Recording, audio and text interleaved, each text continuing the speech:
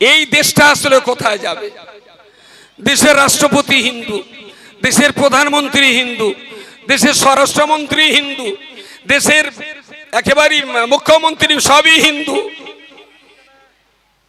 DM Hindu, SP Hindu, SD Hindu, মুসলমান বা শিখ খ্রিস্টান খুব সামান্য দু চারটে, সমস্ত বড় বড় পোস্ট সব তো হিন্দুরাই হোল্ড করছেন।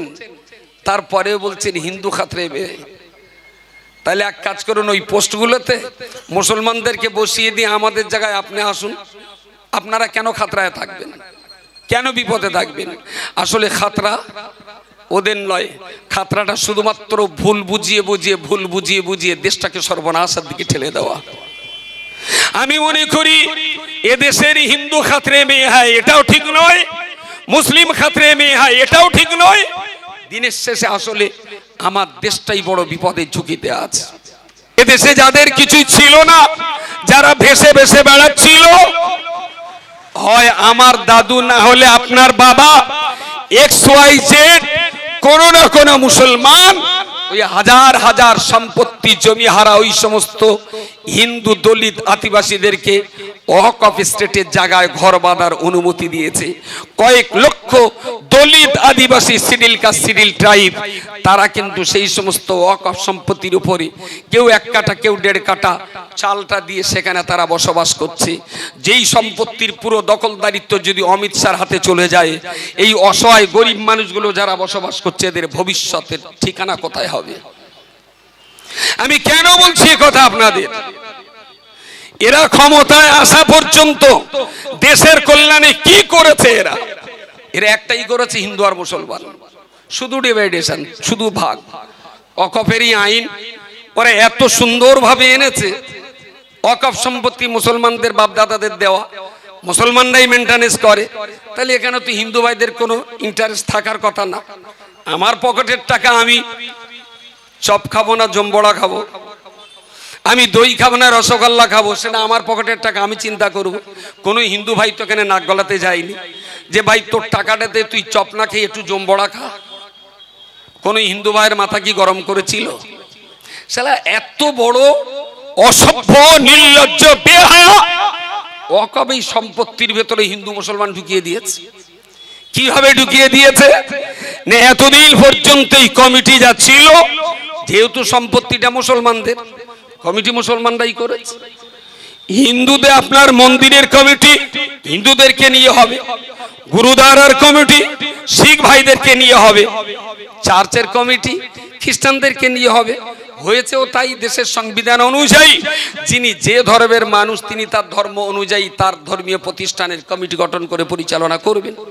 ওয়াকফ আইন কি ছিল, এই অ্যামেন্ডমেন্টের কারণে কি হয়েছে, এই দুটো বিষয় আপনি যতক্ষণ না বুঝবেন ততক্ষণ পর্যন্ত এই মুভমেন্ট আর এই আন্দোলন আপনার কাছে ভালো লাগবে না। কি ছিল আর পরিবর্তনে কি হয়েছে, আর এইটা বোঝাবার জন্য এই ধরনের সভা সমাবেশ যথেষ্ট না। এটা ভালো করে আইন বুঝতে গেলে ভালো একজন লয়ার, একটু শিক্ষিত বুদ্ধিজীবী মানুষ যারা আছেন তাদেরকে নিয়ে এলাকায় এলাকায় ওয়ার্কশপ হওয়া উচিত।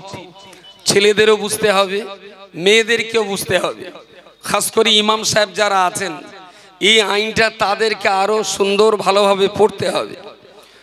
তো যত বেশি সুন্দর করে আপনি এটা পড়বেন যে কি ছিল আর কি হয়েছে, এই দুটো বুঝবার পরেই তখন আপনি বুঝবেন যে কেন আজকে আমরা ফুটপাতে নেমেছি। এর ভিতরে বহু মানুষ আছেন, সবাই যাচ্ছেন যখন নিশ্চয়ই কাজটা ভালো, চলো আমিও যাই। নিশ্চয়ই আপনার এই উদ্যোগটাকে আমরা সাধুবাদ জানাচ্ছি। তবে এই কথাগুলো আপনাকে বুঝতে হবে এবং প্রতিবেশীদেরকে বোঝাতে হবে, নাম্বার 1। নাম্বার 2, আর একটা কথা বলছি, আমি মাঝে মাঝে এইরকম সমাবেশ থেকে স্লোগান শুনছি যে সব মুসলমান এক হও। Very good. আপনি যদি স্লোগান দেন সব মুসলমান এক হও, তাহলে কাল বাদ পরশু আর একটা সমাবেশ কর একজন স্লোগান দেবে সব হিন্দু এক হও। আমার কথা বুঝতে কষ্ট হয় না তো? সব মুসলিম এক হও এটা যদি আমরা বলি, তাহলে আর একজন সে বলবে সব হিন্দু এক হও। এবার মুসলমান যখন একাও আমি স্লোগান দিচ্ছি, ওরাও যখন হিন্দু একাও স্লোগান দিচ্ছেন, এইবারে তারা বলবে কোথায় দাঁড়াবো? বললো চলো টিএমসিতে যাই। বললো ওখানে তো হিন্দু মুসলমান সবাই আছে, ওখানে তো হিন্দু এক হওয়া যাবে না। বলো চলো কংগ্রেসে যাই, তাহলে ওখানেও তো হিন্দু মুসলমান সবাই আছে, ওখানে তো আমাদের যাওয়া যাবে না। চলো সিপিএমে যাই, বলে সিপিএমেও তো হিন্দু মুসলমান আছে, ওখানেও তো আমার যাওয়া যাবে না। আমার হিন্দুকে যদি এক হতে হয়, তাহলে আমারও একটা দল আছে, তার নাম হলো আরএসএস। আমার কথা কি বুঝতে ক্ষতি হচ্ছে? দয়া করে মুসলিম একাও এই স্লোগানটা আপনি দিয়ে উল্টে তাদেরকে এক করবার লাইনটা পরিষ্কার করে দেবেন না প্লিজ। ওয়াকফ আন্দোলন শুধু মুসলমানদের নয়, এটা হিন্দুদের আন্দোলন। তারা করছে না কেন? আসলে যেহেতু টাকাটা আমার পকেটে ছিল, তো আমার পকেট থেকে মার হয়েছে, সেই জন্য আমার গাটা জ্বালা করছে বেশি। টাকাটা তো আর হিন্দুদের পকেট থেকে মার হয়ে যায়নি। টাকা যদি হিন্দু ভাইদের পকেট থেকে মার হতো, তাহলে ফার্স্ট চান্সেই তাদের গাটা জ্বালা করত। ওয়াকফ সম্পত্তি আমাদের বাপ ঠাকুর দাদা পূর্বপুরুষরা দিয়ে গেছেন, দুটো উদ্দেশ্যে দিয়ে গেছেন। একটা উদ্দেশ্য হলো আল্লাহ পাকের সন্তুষ্টি, আর একটা উদ্দেশ্য হলো দেশের জনগণের কল্যাণ।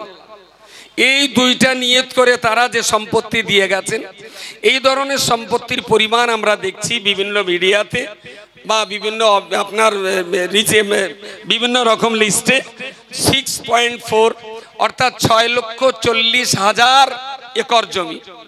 কেউ কেউ বলছেন 9 লক্ষ, সঠিকটা আমি এখনো বলতে পারছি না, তবে মনে হচ্ছে 6 লক্ষটাই সঠিক।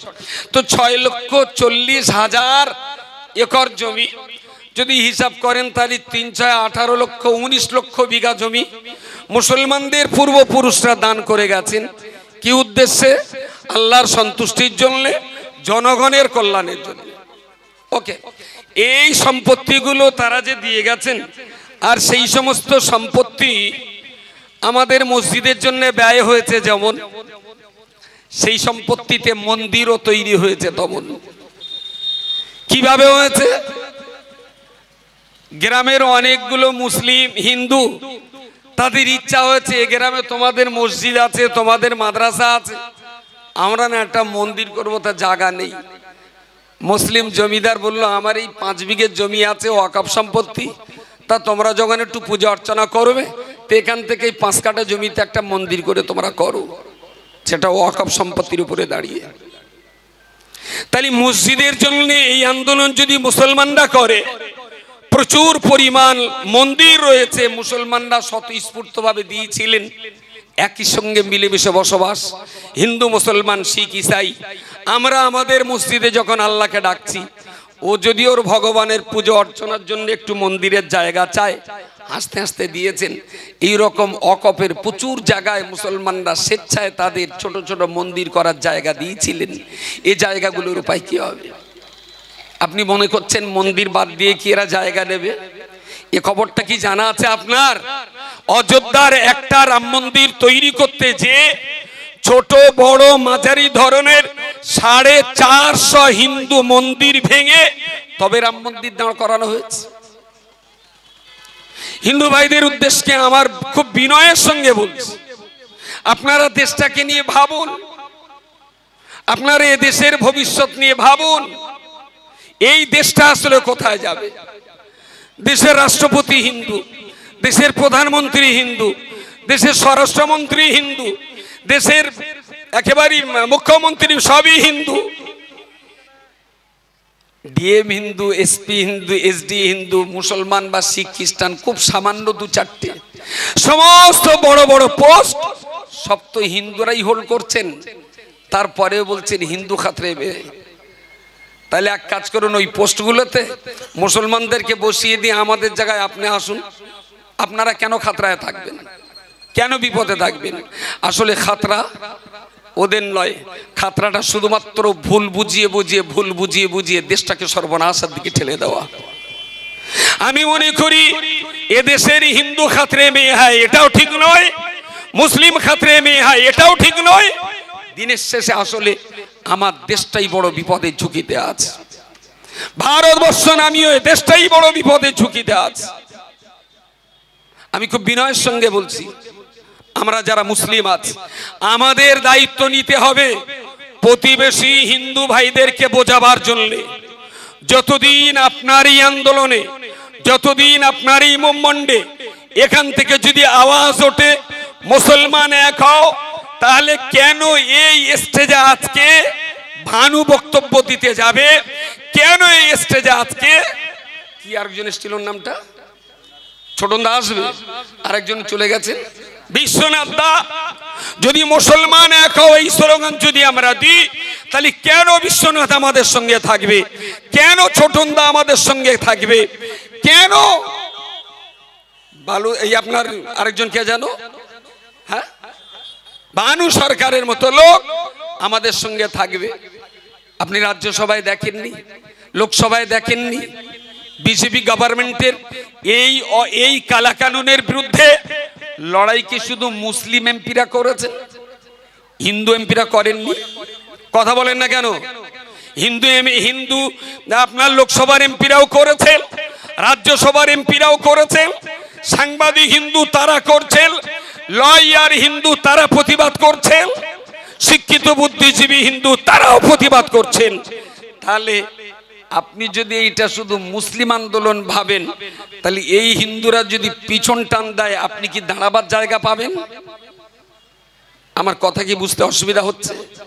সুতরাং এ দেশের ওয়াকফ সম্পত্তির উপরে মসজিদ, মাদ্রাসা, ঈদগাহ, পীরের খানকা, কবরস্থান যা যা তৈরি হয়েছে, সঙ্গে এটাও জেনে রাখুন ওয়াকফ সম্পত্তিতে যেমন তৈরি হয়েছে মাদ্রাসা, ওয়াকফ সম্পত্তির উপরে মাথা উঁচু করে দাঁড়িয়ে আছে অসংখ্য ICDS, primary school, high school এবং কলেজ। যে প্রাইমারি, হাই স্কুল, আইসিডিএস কলেজগুলোতে হাজার হাজার হিন্দু ভাই বোনরাও পড়াশোনা করে।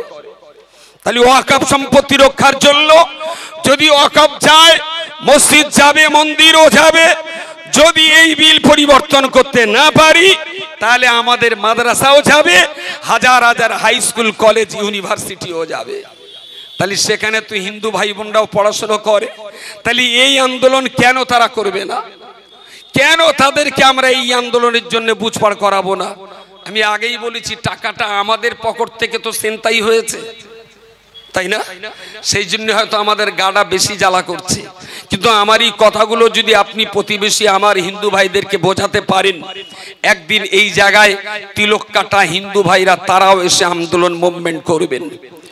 আর যখন দেখবেন মুসলমানদের সঙ্গে হিন্দু শ্রোতা, হিন্দু বক্তা সবাই আমরা মিলেমিশে আন্দোলনে ঝাঁপিয়ে পড়তে পারবো, সেই দিন কিন্তু মোটা ভাইয়ের ঠ্যাং একটু হলেও থরথর করে কাঁপবে।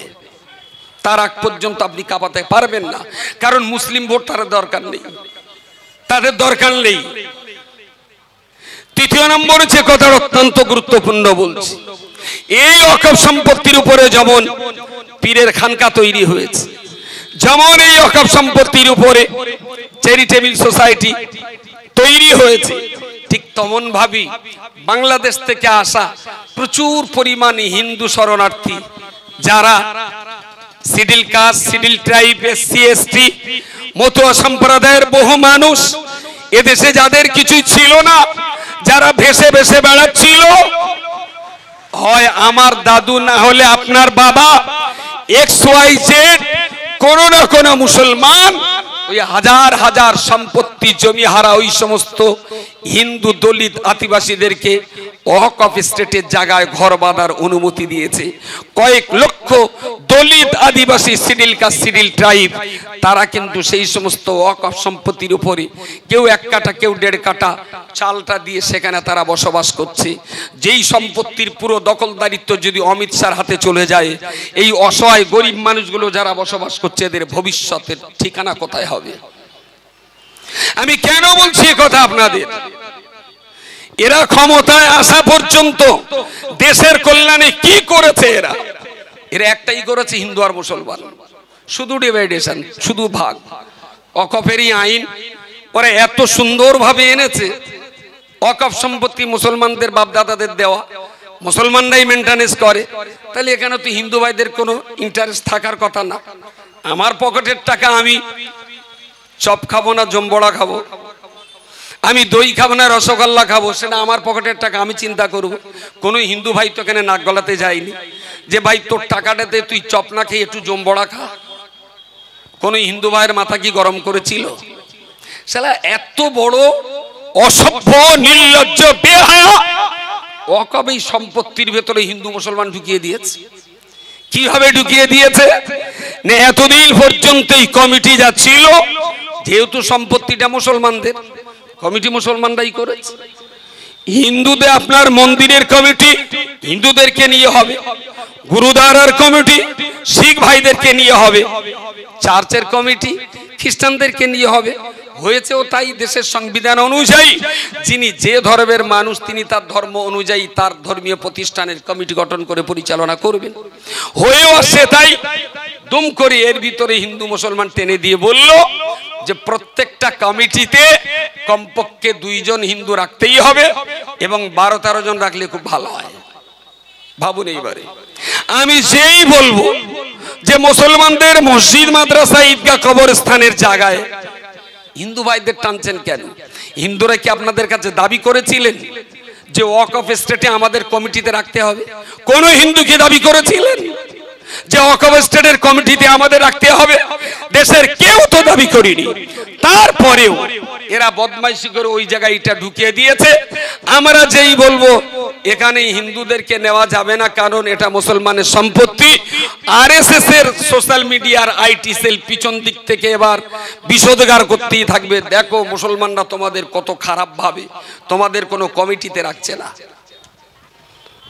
আমার কথা কি মাথায় যাচ্ছে না মাথার উপর দিয়ে যাচ্ছে?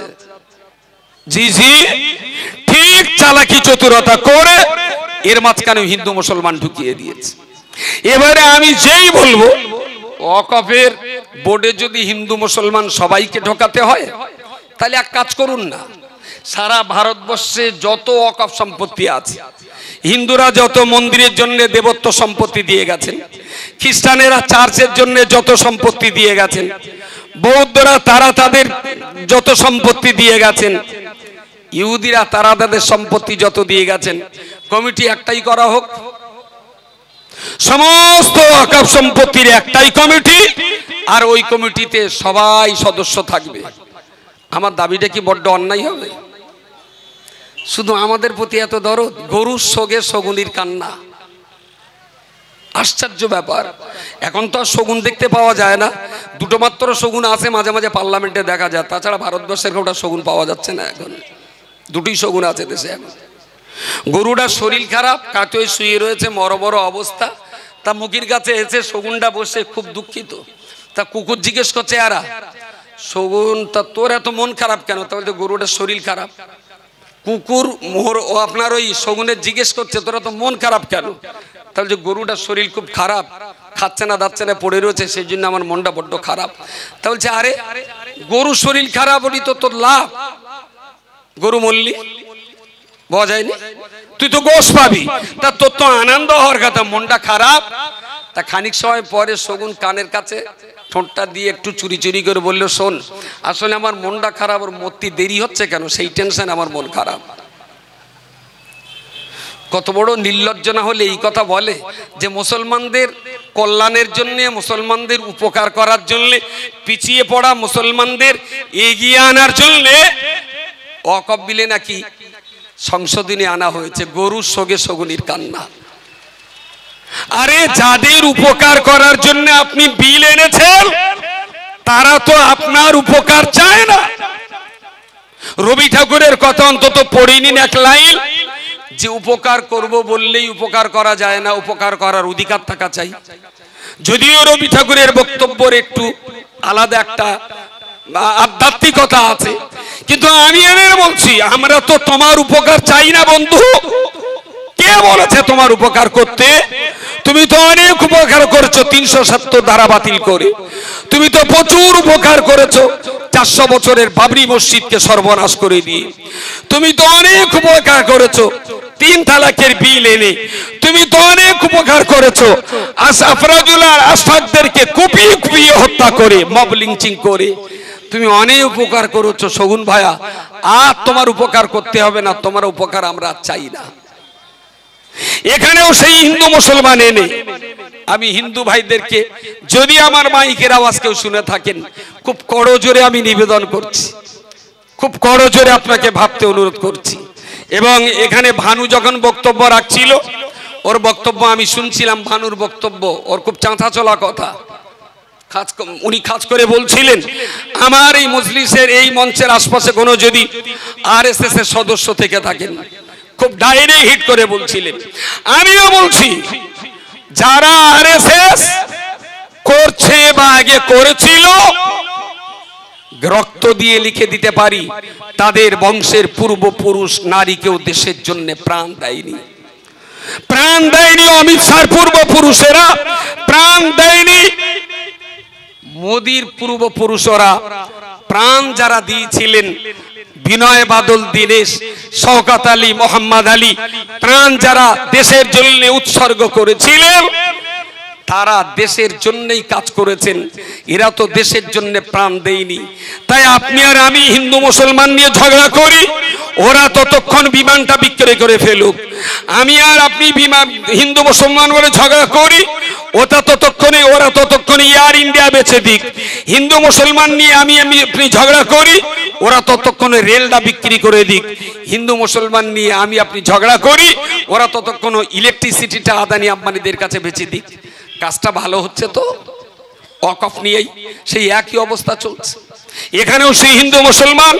সুতরাং যত মুসলিম আছেন, আপনাদেরকে আমি খুব বিনয়ের সঙ্গে বলছি, মুসলিম পার্সোনাল ল বোর্ড আমাদেরকে যে প্ল্যান পরিকল্পনা দেবেন, আমরা সেই মতো এই মুভমেন্ট করব। আর আমার আগে মাস্টার জালালউদ্দিন সাহেব ওস্তাদির মার তিনি মেরে দিয়েছেন। যদি ওনার কথা অনুযায়ী ঠান্ডা মাথায় অত্যন্ত ধীর এবং মজবুত গতিতে যদি এই আন্দোলন আমরা চালিয়ে যেতে পারি, সফলতা আমাদের জন্য অপেক্ষা করছে, সফলতা আমাদের জন্য অপেক্ষা করছে। সেই জন্য বলছি, কোনো হাঙ্গামা নয়, কোনো গালিগালাজ নয়, কোনো রকমের কোনো প্ররোচনায় পা দেওয়া নয়।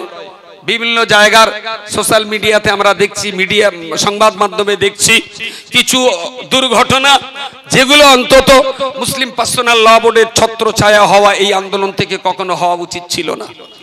আমরা যদি উত্তেজিত হই, লাভ হবে কার? জোরে বলেন। আরএসএস এর লাভ হবে। তারা তো ভাগ করার জন্য আরো পোলারাইজেশন করতে পারবে।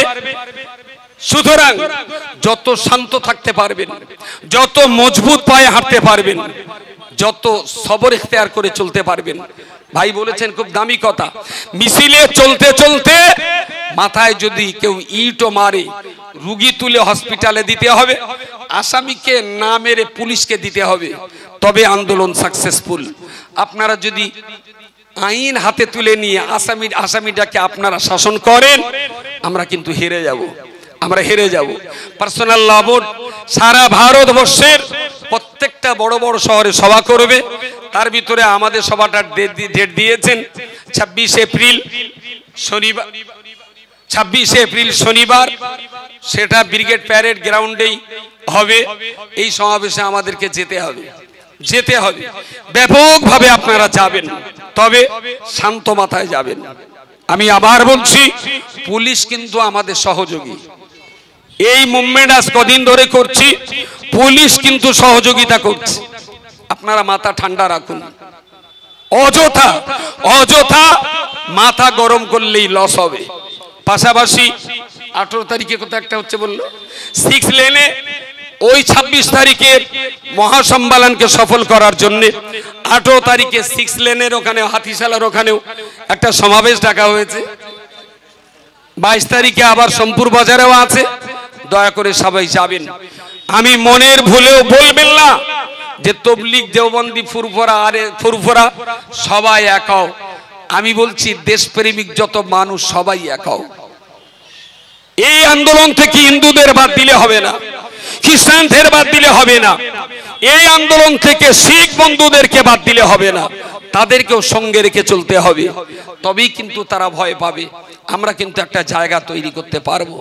আমি মুসলিম পার্সোনাল ল বোর্ডের দায়িত্বশীল ব্যক্তি যিনি এসেছিলেন, তার সঙ্গে কামরুজ্জামানদা ছিলেন, আরো অনেক ভাইরা ছিলেন, সকলের নাম আমি সময় অপেক্ষায় বলতে পারছি না। সেখানে দীর্ঘ সময় ধরে আলোচনা হয়েছে। কথা একটাই, যে শান্তিপূর্ণ আন্দোলন 100 কামানের গোলা বারুদের চেয়েও বেশি শক্তিশালী হয়। এই কথাটা বারবার আপনাদের মাথায় রাখতে হবে, আমাদের স্মরণ রাখতে হবে। আর কোন নেতৃত্ব কেউ যেন কখনো জনগণকে তাঁতিয়ে দেবেন না। জনগণকে তাঁতিয়ে দেওয়াটা খুব সোজা। পাগলা ঘোড়াকে দৌড় করিয়ে দেওয়া যায়, কিন্তু যেখানে সেখানে ব্রেকিং করানো যায় না। কখনোই মানুষকে উত্তেজিত করবেন না। মুভমেন্ট কখন শুরু করতে হয় আর কোন জায়গায় যে মুভমেন্টের রাশ টেনে ধরতে হয়, যারা নেতৃত্ব দেবেন এটা সম্পর্কে তাদের অত্যন্ত সজাগ দৃষ্টিভঙ্গি থাকা উচিত। আমি ত্রুটি বিচ্যুতির জন্য ক্ষমা চেয়ে নিচ্ছি। যারা আজকের এই আয়োজন করেছেন, আপনারা যারা এসেছেন, আমি আবার বলছি, সব কথা সুন্দর করে গুছিয়ে আপনাদেরকে বলতে পারলাম না। পারলে নিজেরা আপন আপন গ্রামে মায়েদেরকে নিয়ে, ভাইদেরকে নিয়ে ওয়ার্কশপ করুন, লয়ারদেরকে নিয়ে। আইনটা কিন্তু আমাদের ভালো করে বুঝতে হবে, তাহলে আমরা আমাদের প্রতিবেশীদেরকে আরো সুন্দর করে, আরো ভালো করে আমরা বোঝাতে পারবো। আমার জন্য দোয়া করবেন। সবাই ভালো থাকবেন, সুস্থ থাকবেন।